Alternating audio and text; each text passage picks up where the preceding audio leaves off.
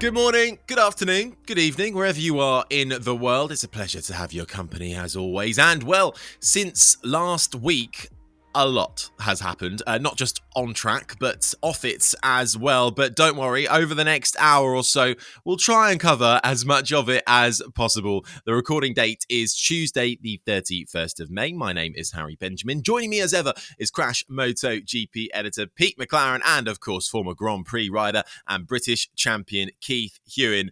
Well, gents, where to start? I think if we focus on what happened actually on track, first of all, and we'll meander our way through after that.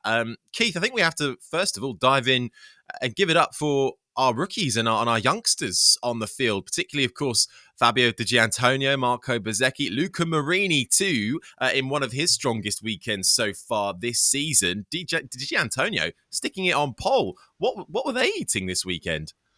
It's called Mugello. It's Mugello cake. I'll tell you what, the first thing I've got to say, Harry, you're going to have a job keeping control of me and Pete on this weekend, that's for sure, because there is so much to talk about. It really is.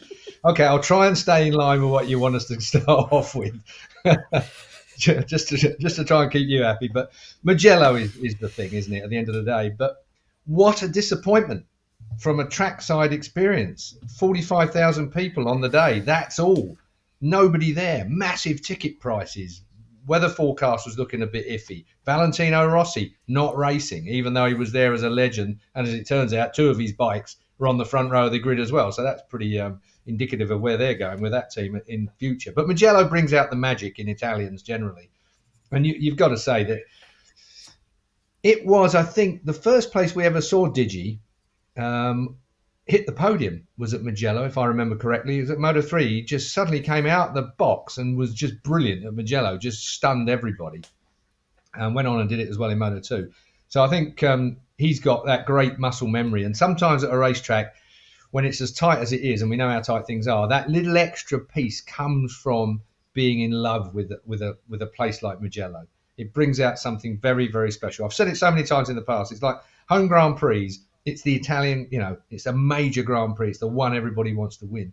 And it's, you either win or choke. It's one of them ones where home riders, sometimes at their home Grand Prix, all is overall, you're crushed by the amount of extra PR you have to do, extra work you have to do around the paddock, all the people you have to see, all the sponsors, the family, God knows what else that you have to cover at your home Grand Prix. And that either brings the best out in you or you just collapse under the weight of it all. It was great to see them battling up the front, though, wasn't it, Pete? Fortunately, they couldn't quite stay with there. But, I mean, a great learning experience, nonetheless, to be following the likes of Quartararo through the corners as well. In the end, Bezzecchi 5th, Marini 6th, Di Giannantonio falling down to 11th. But they'll be buoyed by the progress they've showed this weekend. Definitely, Harry, yes. I mean, Bezzecchi leading the race, as you say, just priceless experience, isn't it, to be at the front of the field like that? As he was saying, seeing these guys around him, the Bagnaias, the Quartararos, learning from how they ride these bikes. I mean, Bezzecchi was only a second from the podium at the end. I mean, it's within sight.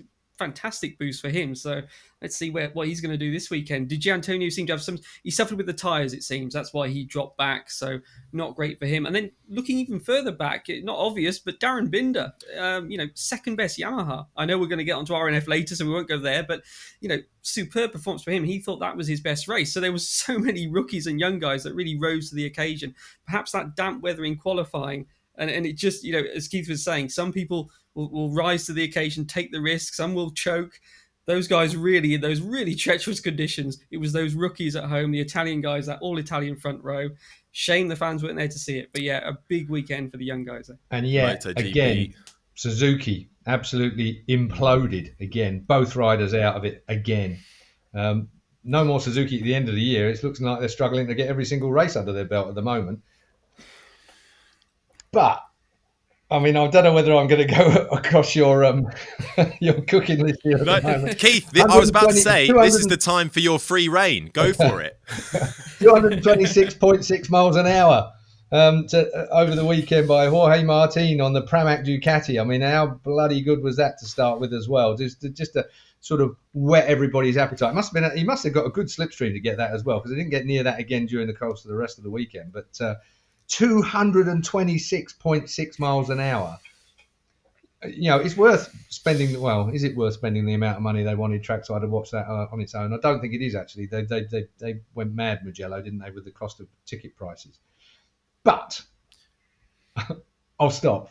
I got so much in me head. God, Harry, where do you want to go? But this was the time then, Keith. I think because there is so much to talk about. We spoke about the rookies there. I think that was important to do because just to admire the work they have done. But in the end, of course, it was Bagnaia, Quartararo, and Aleix Espargaro finishing up on the podium. So, Keith, what did you make of the race in itself and those three on the podium again? And I think between us all, we've at least got 2 out of the 3 picks from last week's podium predictions there. Well, I mean, that's an aside, and it's important to us, but probably not important to anybody else listening to this. But but I think basically the race was boring. At the end of the day, it wasn't a very enlightening MotoGP race. Bagnaia did exactly what we expected him to do. He's the fastest man all weekend. I think the mix of tyres that everyone was using, meant that there was from softs to hards right the way across the range. Everybody had different tyres on, and you don't often see that either.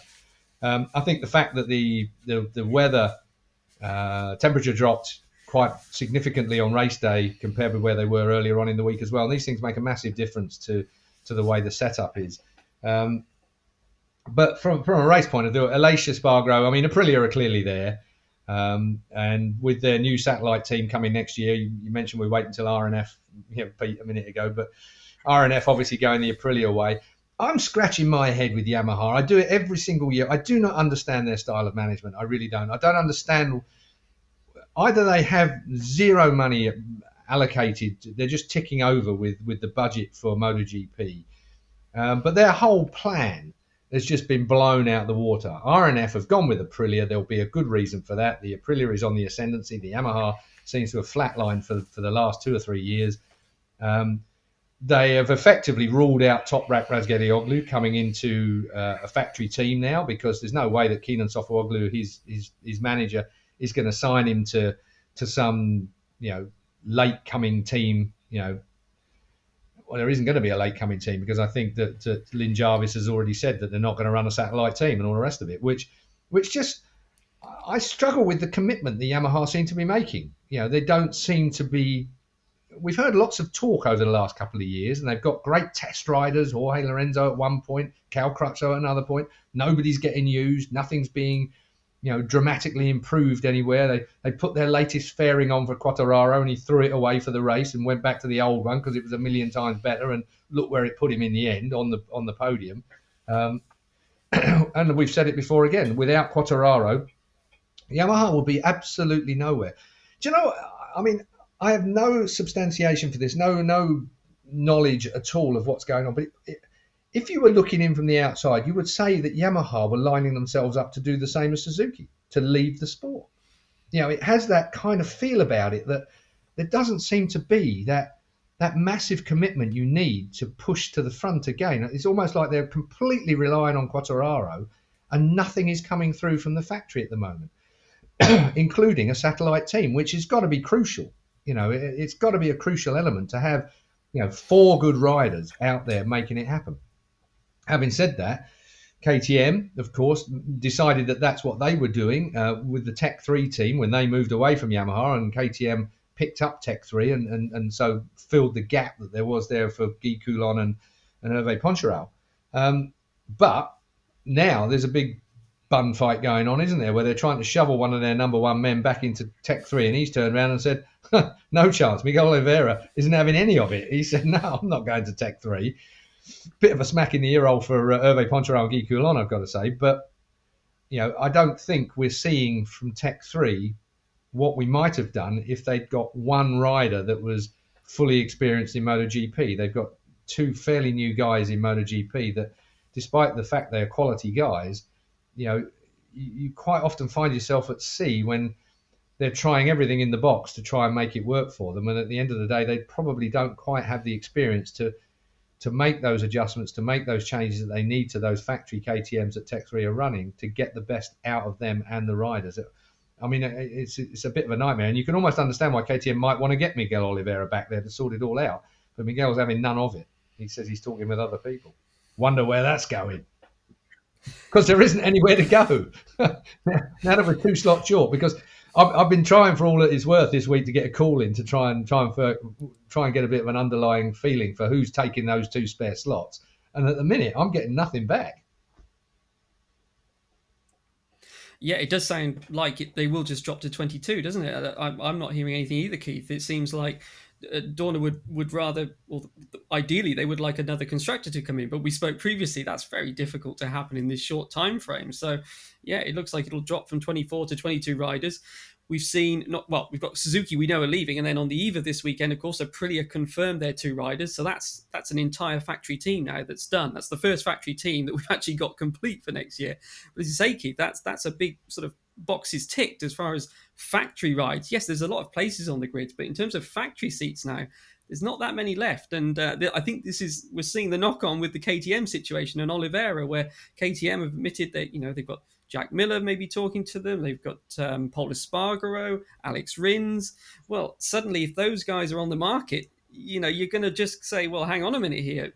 And those guys are probably going to, well, at least some of them will insist on the factory seat. So I think, teams are starting to reconsider or certainly look at, who are we going to put where here? And Oliveira, he's a multi-time race winner for KTM, but suddenly now, he's also saying, I've got to look elsewhere. So, yeah, it's just making things, as soon as one box gets ticked, the other boxes become sort of more open than ever, don't they? Good. That's the way we love it. It's great fun at this time of the year. Normally, Mugello is when you get a few announcements going on there. But, I mean, Jack Miller for KTM, that's pretty much seeming to me like a bit of a done deal.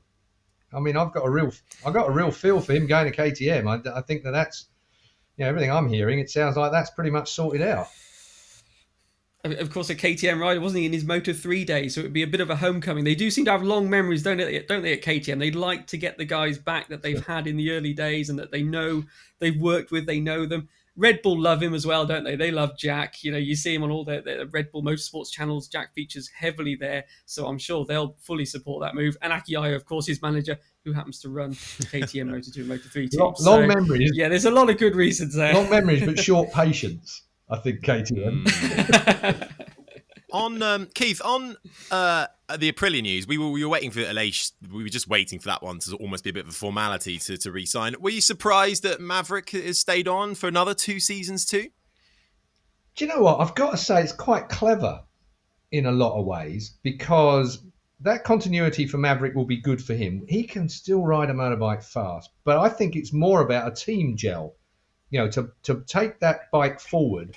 Maverick might not perform in the way that we would all hope and he would hope on race day, but I think his experience and the way, obviously they have got something in Maverick that they wanted to complete that team. He's turned out to be the number 2 to Aleix in real terms. And if Aleix has made the step, which he has, Aprilia have made the step, and I think Maverick has obviously got something to do with that in the background. Otherwise, they wouldn't have kept him. Otherwise, they would have let him go. I talk about KTM being fairly ruthless when it comes to making the moves. The second rider at Aprilia has never turned out too well for them, has it, generally, as we've seen in the past. So I think Maverick has obviously got something that they think they need. And that probably is a team spirit, a team data acquisition situation. And Maverick is obviously quite good at that. And he could still turn a performance. I don't think there's any time you can write Maverick off just yet. So let's wait and see how this season pans out for him. But I'm surprised and not surprised. I think I'd like to know the reasoning behind it, but of course no one's going to tell you that. But it would seem to me to be a team situation that works quite well. They're moving in the right direction with everything, and Maverick has added to that, and so they've kept it. And now that they've got a satellite team, of course, if like most factories, the satellite team, I'll bet that Aprilia sign the riders, so therefore they can juggle them about, just like Ducati do, just like, if they want to put a rider into the satellite team, if Maverick still wants to ride, I don't know what's in his contract, obviously, but if he's got a contract with Aprilia, I'm pretty sure it will say they can do what they like with him, as long as he's riding a factory bike. So you can still juggle your pawns about a little bit on the old chessboard, can't you? I think it is a surprise. I was certainly surprised it came this early with Maverick. But as you say, Keith, quite a clever move to lock the team down. They're having a fantastic season, and he just removes all of that contract talk. It stops Maverick being quizzed every weekend. What are you doing next year? Aleix, who do you want next year? They've removed all of that out of the way. And I mean, Maverick took quite a jump, didn't he, when he went to Aprilia? Let's be honest. I know that obviously he split from Yamaha, but when he went to Aprilia, there was a lot of people saying, "Oh, this is a bike that we'd seen Moto2 riders turn down." So maybe at Aprilia they felt a bit of perhaps some loyalty that Maverick took quite a big gamble here. It's turned out well in terms of the competitiveness of the bike. But you know what? We'll keep the team happy. Aleix is obviously on flying form. Teams are strange things, aren't they? You can change something that you think won't be connected, and it all falls apart, doesn't it? The And I dynamic think of a team is very important. Yeah, and I think Aprilia have been through so many hard years, haven't they? And they've got it working now. I think it makes sense to just say, you know what, let's keep all the main parts in place. Don't rock the boat. Well, one thing that has rocked the boat, I suppose, in the build-up to this Grand Prix, and what really flips everything on its head, if it wasn't already flipped in terms of Suzuki going out and rider seats suddenly becoming more available, Marc Marquez and that Honda seat. Of course, Keith, he said, well, just before the race, this is going to be it. This is my last one for, the indefinite future, really. He's going to go off to America and have surgery on that arm and fix, well, not just that, but I suppose his body, his mind, I think it needs a bit of a reset, according to his brother, saying that this is a weight off of his mind as well, that he's taken this decision. What do you make of it all? 29 years old, 8 Grand Prix World Championships behind him, an injury that isn't right. He isn't able to ride the bike how he wants to ride the bike, and that makes a massive difference to a man that rides a motorcycle like no one else rides a motorcycle. Right decision, and if it don't go right, then that's it. He's done. I think Marc Marquez is on the very cusp of ending his career, and he should, if that's the situation. You can't. We've said it we must have said it every week on this podcast. You can't keep crashing the way that he does. Otherwise you won't have a future in life, let alone in anything else. He's only there to win MotoGP, to win world titles. He's not interested in finishing, in the top 10. It's not what he aspires to. That's all. I think that this is the last chance he's chosen. They've clearly been looking at this operation for some time. He's done the best he can do with the equipment he's got, both bike and physically. He's a clever lad. He's not an idiot. He's not mad like everybody might say because he rides the way he rides. It's all calculated. If this doesn't work out, then that will be the end of Marc Marquez's career. The fact that he's taken this at this point and decided that if it takes all year, if I'm not back this year at all, then that's fine too. So I'm not saying we're going to find out until he gets back on a bike. We're not going to know until he gets back on a MotoGP bike and starts testing. Maybe that won't be until the Valencia test. Who knows, at the end of the season. We'll have to wait and see. I mean, this operation is a major, major operation. It's the last throw of the dice. If it doesn't quite work, then I think Marc Marquez will bite the bullet. I got a feeling that his mindset now, I think, is it's an all or nothing situation. A bit like he's riding, really, but it's now a situation where he will make that call, I think. I think he's had enough of trying with the injury he's got. Now it's either fix it or get rid of it. It's been 18 months, isn't it, since the last operation? And I mean, you called it right from the start, Keith, that he wasn't in his normal riding position and he didn't look comfortable. And I think we all thought, and probably he thought and Honda hoped as well, that as he built up more muscle, more fitness, that maybe that would come back, but it hasn't, has it? He's still, as he says, his arm is still, it's the rotation, it's his elbow sort of stuck out, and it's not moving as it should. That's causing problems with pain, with weakness. He's now starting to get problems on his left shoulder because he's working his left side more to compensate for the problems on the right. So, as he said, I mean, Marc keeps things to himself with injuries and pain, doesn't he? But when this announcement came out, he said, I'm suffering a lot. I'm not enjoying it. And, it's pretty clear. I mean, it's pretty clear why he's made this decision. I mean, he did say, big sigh of relief that the doctors were able to say, yes, there is something that can be done. He mentioned that he'd asked about this back in October, as you were saying, Keith. This has obviously been on the cards for a while when he was sidelined with the double vision. And of course, that, if you've got to sit out races and you need an operation, that would have been the time. But it seems that the bone wasn't ready then. It couldn't have been done. Exactly what this operation is, I mean, it sounds quite complicated. I certainly don't know the details. Marc spoke about they'll put sort of a crack in the arm, and sort of it also seems to be described almost like a window to sort of realign things. That seems to be what it involves. It won't involve, thankfully, going in, I think, to this the infected area where you had the bone graft and everything last time. They won't be touching that. He did say this isn't a fault of the previous operation. That he's been to various doctors around the world. They all said that the last operation cleaned up the infection, which was a big deal. That all went well. So this is, but clearly, it's not a normal. It's not operating the way he needs, and he's not enjoying it. So yeah, this is, as he says, it's got to be done. And of course, getting that decision on a Friday and then having to do the rest of the weekend and knowing that if you fall and maybe damage it, I mean, that must have been weighing on his mind. And then he had that big accident in qualifying, of course. So thankfully he got through the weekend. And exactly, it's going to be a long time was his words. Keith mentioned the Valencia test. I think, that's realistic, isn't it? Best case, probably the Misano test, which is sort of September-ish. But certainly he's looking to 2023 now. What a remarkable outpouring, though, on the slowdown lap. Have you ever seen anything like that? Every single rider that was anywhere in the vicinity of Marc Marquez, patting him on the back, giving him fist pumps.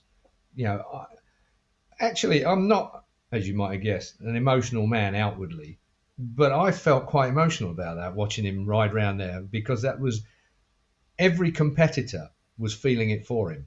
Every competitor knows what he's gone through. Every competitor, feels the pain. I mean, I don't know how he rides the way he's even able to ride with the pain he must have. I'm sitting here now. I've got a shoulder ache. I've got an arm ache. I've got every ache you can imagine from minor accidents from my racing career. You carry them forward. You're never actually pain-free. Most of those guys are never actually pain-free once you've got through the first couple of rounds. You've had a slip off here and a crash there. We all watch it on TV. Airbags have gone off. Yeah, everything's fine. Seen it in slow-mo where someone's got their foot wrapped around the back of their neck and the bike's dropped on top of them. And they get up and walk off.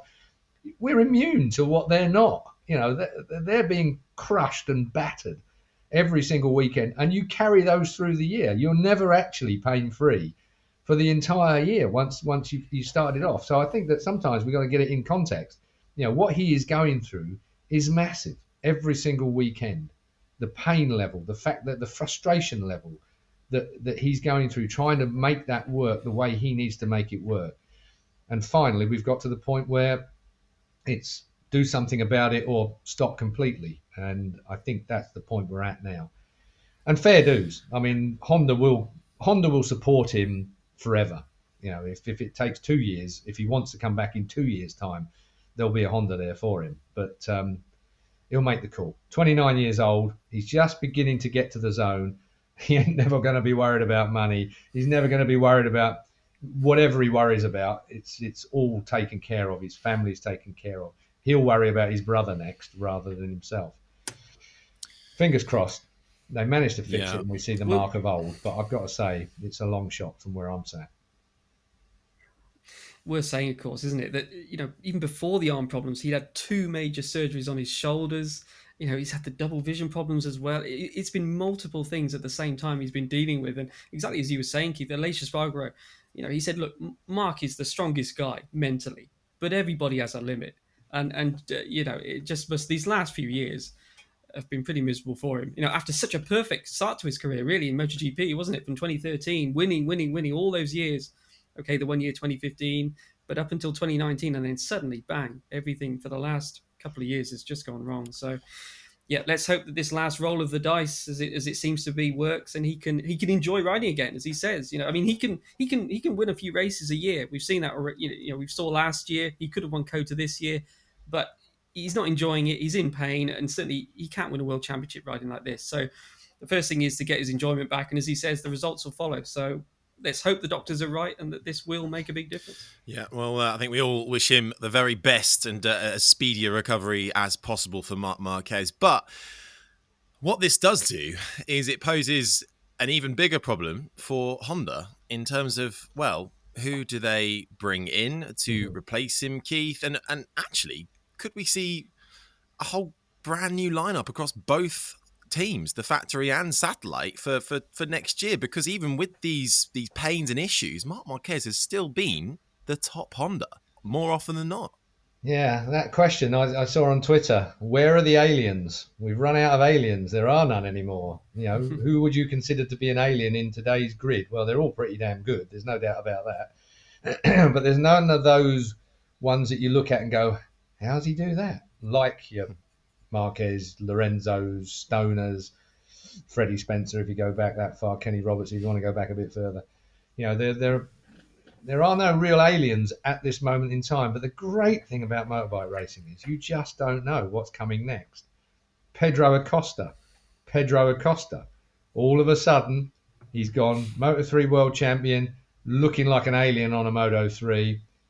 Little bit of a slow old start by his standards in Moto2. Bang, Mugello, he's there.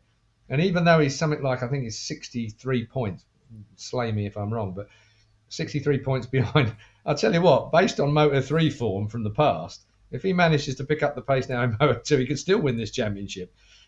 So keep an eye on Pedro Acosta. Now, there are going to be people scrabbling around trying to sort out people like him for factory contracts in MotoGP. Paul Espargaro hasn't performed. It hasn't worked out at Honda, going back to Honda, for Paul Espargaro. Taka Nakagami, he's had his go. It's not happening for Taka Nakagami. So start looking at, Ogura or whatever you might like. There are other riders there, but will they make that step to be the kind of alien material that Honda need? Honda are going to be in the doldrums for a while yet. We talk about Yamaha being in trouble, but at least they got Quartararo. What it needs is at the end of the contract period for somebody to go, here's $20 million. We want you. That's what it's going to take. You're going to have to buy talent, and you're going to have to buy that. It's not very Japanese, I've got to say, so I doubt that will happen. But it's that old thing, isn't it? When Marc Marquez was at the very, very top of his game, and there was the KTM rumours, if you like, KTM could have afforded him. KTM could have bought him. But if he'd won, it would have been Marc Marquez. If he'd lost, it would have been the fault of the KTM. So you're on a hiding to nothing. So it's all very well buying the top talent. Better you can do it with the ones you've got or the pipeline that you've got already, which is the other worry about Yamaha, isn't it? Where's their pipeline if they've not got a satellite? We can keep going on. I'm sorry if I'm picking on Yamaha a little bit because I love Yamaha. Yamaha have made, for me, consistently the best motorcycles for decades. We are talking about decades on decades of top quality, affordable, if you're a privateer, motorcycles, right up to Grand Prix level. So to see them in this kind of wishy-washy, can't quite nail it together kind of a scenario, just it frustrates me. I can't imagine what it's like being in the team. And it's got to come from board level. There's got to be something. I mean, Lynn Jarvis and co, these guys have been around a long time. They know what they're doing. It just seems somebody somewhere is holding the reins above them, probably like Suzuki. Suzuki had no clue at track level what was going on at board level. And I get the feeling that Yamaha are in a similar situation. We go back to, is it selling superbikes? No, superbikes aren't selling at the moment. It's every other type of motorcycle. Is MotoGP prohibitively costly? Well, yes, it is. But welcome to a prototype series. It's going to be a tough thing. And Dorna, the FIM, IRTA to some extent, but the Dorna particularly, we're into a scenario that's getting really, really difficult for teams, promoters, tracks. Mugello were greedy at the weekend trying to fill their coffers. I think they thought this is the last hurrah of seeing Valentino at trackside. We'll ramp the prices to this ridiculous level and try and grab back some of the money we've lost over the last couple of years. And it failed miserably. 45,000 people at trackside on a Sunday in Mugello. Unbelievable. They misread that one, that's for sure.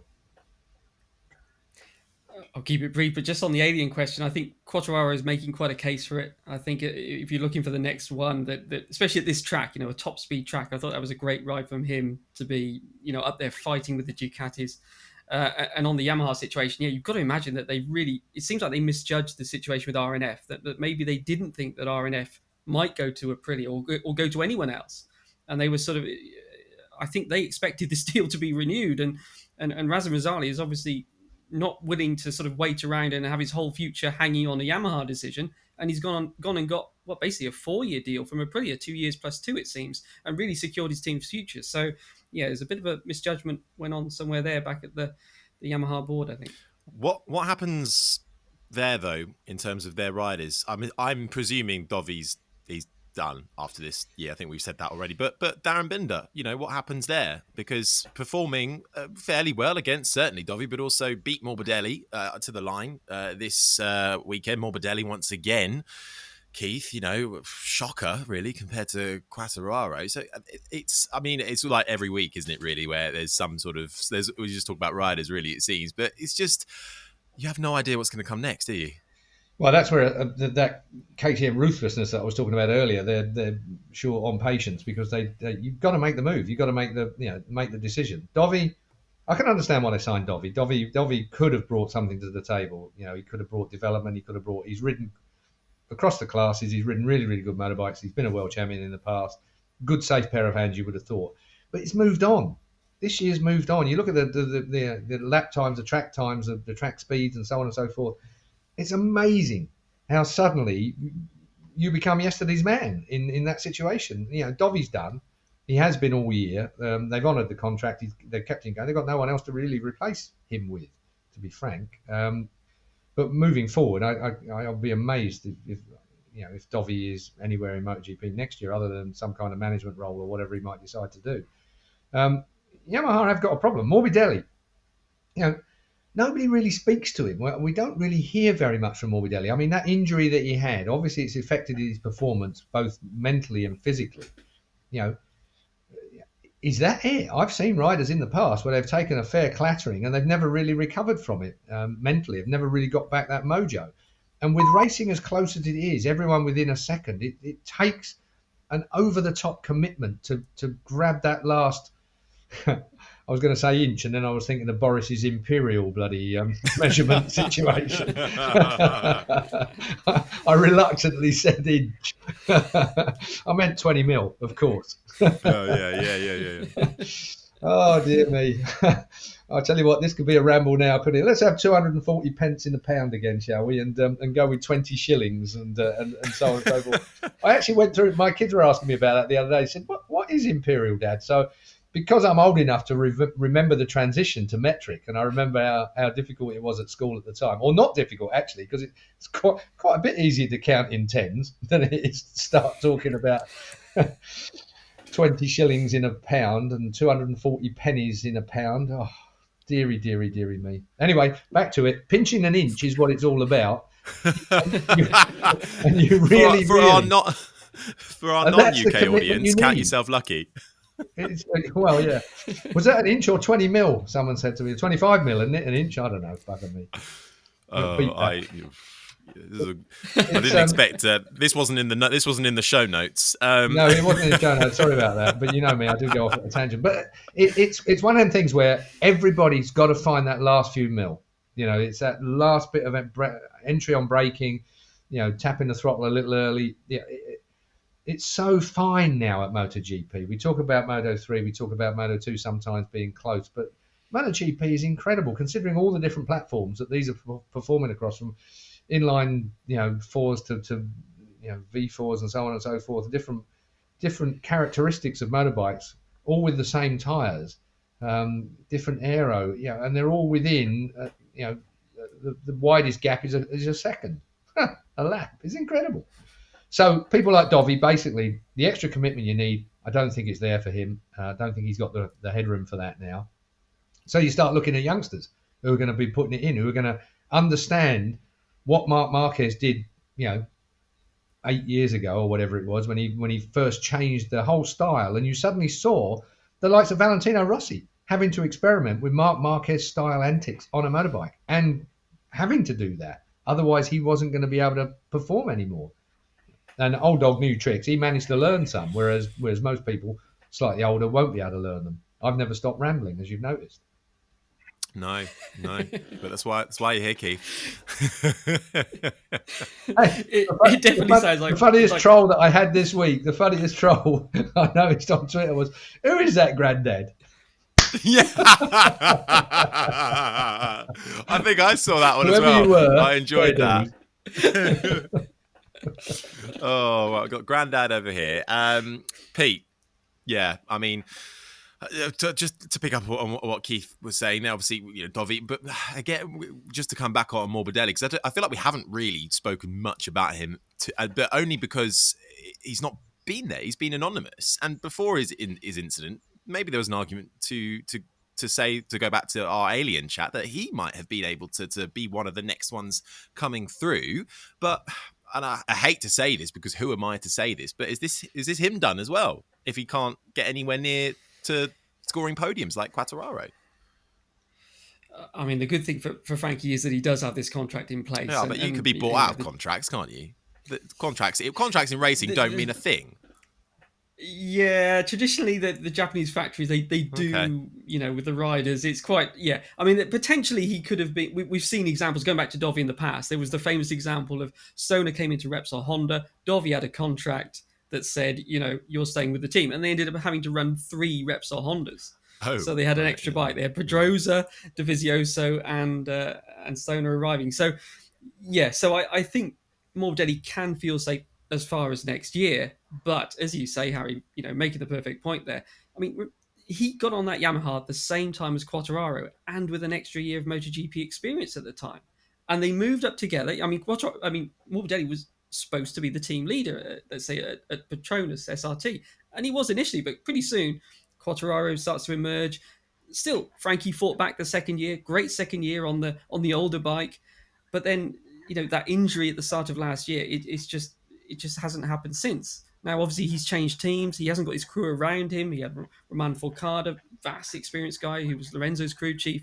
He's still, he's working with Dovi now in the, still at the RNF team. So we don't really hear, because Frankie's not really saying, a clear problem. It just seems to be, as Keith's been saying, everything's so close that it's a little bit of time here and there. But I mean, it's such a gap, isn't it, between Frankie and Quartararo, and you do get the impression, certainly, that Yamaha are putting the pressure on Frankie a bit of, that you need to be closer than this. And yeah, I mean, as you were saying about Toprak, it means now that there isn't a seat available. There's no satellite team now. He would have to find a seat somewhere else, but there's such an overload of riders. I mean, we've lost 2, so 2 riders need to leave, don't they? I mean, that's the bottom line. Even if nobody comes up for Moto2, we've got to lose 2 riders. As you were saying, Dovi, I mean, he said himself, if I'm not competitive, I'm not even thinking about next year. So, and then someone else, and that's without anybody stepping up. And we've seen, could there be Vietti coming back to form in Moto2, making a case that maybe he should be moving up. So, yeah, there's going to be a scramble on for these last few seats. Well, you got Mir and Rins in there as well, haven't you? Yeah. Well, I just want to make the point, though, Keith, now that Pete says, we might not get anybody. Well, that's without anybody stepping up. But I think we certainly will get some riders stepping up. Hopefully, let's move on. I think to a bit of Moto2 chat, because it was a bit of a breakthrough for Pedro Acosta to take that first win in his Moto2 career, and with that becomes the youngest winner in the middle class, and takes that away from Jorge Lorenzo, doesn't he? But again, you've also got Ayagura once again up there, more pressure on the likes of Taka Nakagami. Joe Roberts coming through for a podium as well. So, and even, Jake Dixon up in 6th, a strong ride from him. What was your take on the Moto2 action? And, I think we're probably going to see, surely, the likes of Pedro Acosta being snapped at the heels by some of the top teams in MotoGP, if he wasn't already. I think Acosta has just stuck himself back to the head of the field, hasn't he, regarding not just winning at Mugello, but regarding the management side of things. And they'll all be looking to see whether he can build on that when we get to Catalunya, a proper track as well, Catalunya. It's going to be very, very interesting. I'm really looking forward to the next round. Acosta, he was always a superstar. He just dipped a little bit, didn't he? In actual fact, we saw the same from Quartararo. How much did he dip? He dipped that much. He didn't look like he was going to get a ride at one point. And then all of a sudden he comes back and he's world MotoGP champion. It's a situation where management have to make some kind of bold decisions regarding these. Again, the Toprak thing, there's a lot of negativity about Toprak when you look at some of the fan forums and the like. I mean, I bang the drum on I think Toprak is a massive talent. I really do believe that he's a great talent, and he'd suit an M1 really well, an M1 Yamaha really, really well. But there's quite a bit of pushback on that opinion. I'd be wondering what you two think on that, and what our viewers and listeners think. In that Toprak's style, I just feel that he will adapt to a MotoGP bike. He's clever on a bike as well. He's a bit forceful, which might go against the grain a bit with MotoGP. He might have to tidy up some of his slightly forceful riding, because you ain't going to get away with that in MotoGP. But there's another contender for a future alien if he gets on the right bike at the right time. But it looks like, unfortunately, he's on the wrong bike at the right time, because Yamaha haven't got, I mentioned headroom earlier, anywhere to put him. So it looks like, unless he changes mark, goes to another manufacturer in MotoGP, he's going to be staying World Superbike, which is good for them and maybe good for us as viewers. It's a very good point, Pete, isn't it, on Toprak, because he's not just contending from a switch from superbikes, but he's also contending with these Moto2 youngsters as well. And Moto3, let's not forget Sergio Garcia coming up into the win for that one after his teammate demoted. Tatsuki Suzuki looking good as well on the podium in Moto3. So, there's a lot of riders who are very, very good. And coming back to a point Keith made earlier in this show and also in shows gone by, it's about having that pipeline, isn't it? KTM were quick to lock down Acosta because they knew they might need somebody who can either be there or, uses leverage almost with the likes of Miguel Oliveira and Brad Binder in their KTM MotoGP team. So, I don't know. Where do you look? These sort of talent programs, sometimes they're a bit like we say with buses, aren't they? You wait and wait and wait, and then you get a load of great riders at the same time, and you end up with a problem a bit like KTM and Ducati have had, where you've got to try and find seats for them or try and keep them all happy. So you can either go sort of from a drought of riders and having to try and get them from somewhere else to suddenly having more riders than you've got places. That's the tricky bit with it all. Vietti, we talked about, he was back on form. Obviously, he had the technical problem, I should clarify, for that, so that he didn't get the race result, but he was quick again. So potentially he is someone, if he can show that he can keep that speed and he's joint level with the championship. But then, as you say, Harry, where do you put him? Because you've got the VR46 team with Bezzecchi and Marini. So, two young guys. One of them would have to ideally move up to the satellite Ducati team or to another team further up the Ducati ladder, you might say. But that doesn't look like it's going to happen for next year. So therefore, you've got a problem then of, if Vietti was to become an overwhelming case, that you don't have anywhere to put him, even though you've got a MotoGP team of your own. So really difficult to place people. Keith's question about Toprak's riding style, I think that's really interesting. That, say for me, not a rider, that is the only question mark. Is not Toprak in MotoGP, but whether Toprak and the Yamaha, how that's going to work. He should have this test at I think it's Aragon in June, where he'll get to try the M1, and we'll get to see. It's so hard to predict. You can take great riders, put them on bikes, and you just don't know. Look at how long it took Jorge Lorenzo to adapt to the Ducati. But then once it worked, he was away. Other people get on a bike and they love it straight away. So until he actually gets on the bike and rides, I think we don't know exactly. And there's always going to be that question mark looking at the results of the other Yamaha riders other than Quartararo, and the words from Dovi about there is one style of riding this bike. And certainly the stop and go style that Dovi's got and that he was trying to use in the race, he can go a bit quicker with it, but it's just not the way to ride the Yamaha. So it seems like you do really have to adapt to the bike, and it's going to be interesting to see how Toprak goes there. But I've no doubt that Toprak has the talent to be a really top MotoGP rider. And the other question is, should he wait for Yamaha? Should he wait another year? Or should he really just, should Keenan, his manager, actually now aggressively pursue a seat with another factory while they are potentially available on paper for next year? That's the other question. Is Yamaha the place to be, you might say, even if he waits another year? Interesting to see which way the other teams go, whether they value Toprak as much as we do, I do, and so on, and the Yamaha do. Maybe they're looking at him and thinking he's not the complete deal. Maybe they're thinking he's a bit too ragged in places. He's got bags of natural talent for being able to ride a motorbike, but can he convert that into the slightly smoother weapon that you need for a MotoGP campaign? These are all questions that are going on at the moment. You can be absolutely sure of that.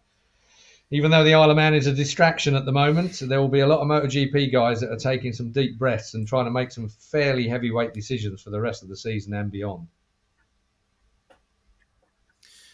And I tell you what, Keith, you can bet the other manufacturers, when Toprak does this test, they'll have somebody at that track, maybe not from the team, but someone that they know, checking the lap times, checking. And if you're Yamaha, you would want a complete blackout on exactly how Toprak goes on that bike, wouldn't you? Of course, there'll be so much media interest, they'll have to put something out, but they'll want to, keep those details to themselves, because if other teams realize, hey, if they get the word, look, he was really quick on that bike straight away, I think that might be the final thing that they need to go, okay, if there are people that are already, as you say, Keith, a bit like yourself, and saying, this guy's going to be big in MotoGP in the future, that will be the final tick in the box. And so, I think if I was Yamaha and I was giving him this test, I think I would, try and keep everyone else as far away from it as possible.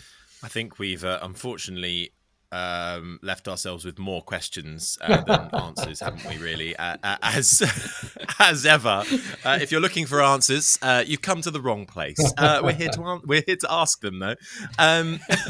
One thing that has before, because it's straight into another race week. So before we look ahead to Spain and Catalunya, we have lost, sadly, a round. We're down to 20 now after the formal cancellation of the Grand Prix of Finland, Keith, and this actually ties into what you've been speaking about in the last few shows, of course, with the ongoing troubles that are happening between Ukraine and Russia and in that region. Finland, of course, very near that area and borders, and the NATO news as well. And in the end, it's not happening in Finland for this year.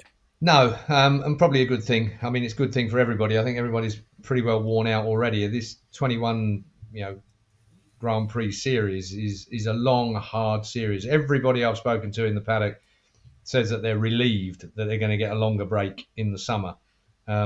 So I think it's a good thing from a team's perspective. They can gather up and everybody can get fixed and repaired and get their second win back for the rest of the season. But you're right. I mean, Finland and Sweden both signifying that they want to join NATO. The Russian thing, where's that going? How bad that's going to get? I mean, they've got a massive border, Finland, with Russia, something like 800 miles.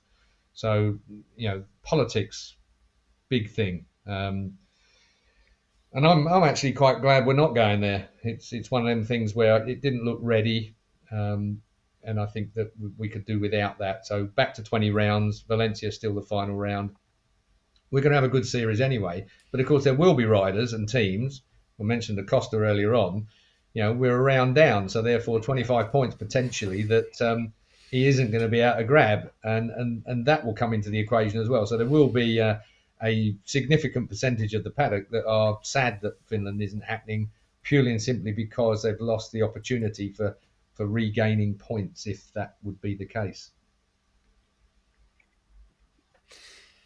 Big shame for the fans. Obviously, this has been delayed multiple times now, hasn't it? I think it was first going to be in 2019 or 2020. Finland, great history in motorsport. But as you say, Keith, from what we've seen, there has been one MotoGP test there, hasn't there, with the test riders. And the track does look really, really tight. And I think that it was something that even the MotoGP riders raised in the safety commission, just a lot of really slow corners. But that's not the reason why this has been postponed. But that's another issue. But I mean, 20 rounds, there are whispers that maybe there could be another round that might not go ahead. I mean, we've got these flyaway races at the end of the year. All of the official announcements, they don't say it will be 20 rounds. They say it is planned to be 20 rounds now. So we may well see another one place. Japan is the one that some people have question marks about. Australia, we haven't been to for a while, places like that. So let's see if we get those. But as Keith rightly points out, this is costing riders points. If you're Bagnaia as well in MotoGP, I mean, you've already now, he's trying to make a comeback. He's back on form, but what is he? 41 points behind. There's 25 points that are potentially gone. And if another round goes, that'll be 50. So, a shame for the fans that it hasn't happened. But I think, as Keith says, there'll be a lot of relieved people to actually get a decent summer break. Certainly. Well, we're straight into it, aren't we? More points up for grabs this weekend. Round, what are we now? We're round 6, aren't we? No, we're not. We're round 9. Catalan, we are round 9. The Catalan Grand Prix, round 9. I was looking at the other Spanish. You were thinking Jimi Hendrix, weren't you? If a 6 turns out to be 9. I was. I was. We're round 9, Keith. Can you believe it already? Nearly, if it stays 20, nearly halfway through. It's Fabio Quartararo and Aleix Espargaro at the top of the standings. We spoke a little bit about the Catalunya track last time around, slating the Formula One's slight tweaks to the circuit. But go on then, let's give you a proper insider's guide now, Keith, for Catalunya. What are you looking forward to? What can we expect? Catalunya is one of my favourites of the year. It's not far outside of Barcelona. You can get to it by train. There are lots of really good links to get to the racetrack, which is really, really handy. You know, what's not to like about a few days in Barcelona? That massively, 6-mile beach that goes right the way along the front, all the way down to the city. You can stay anywhere along there. Plenty of eateries and places to eat.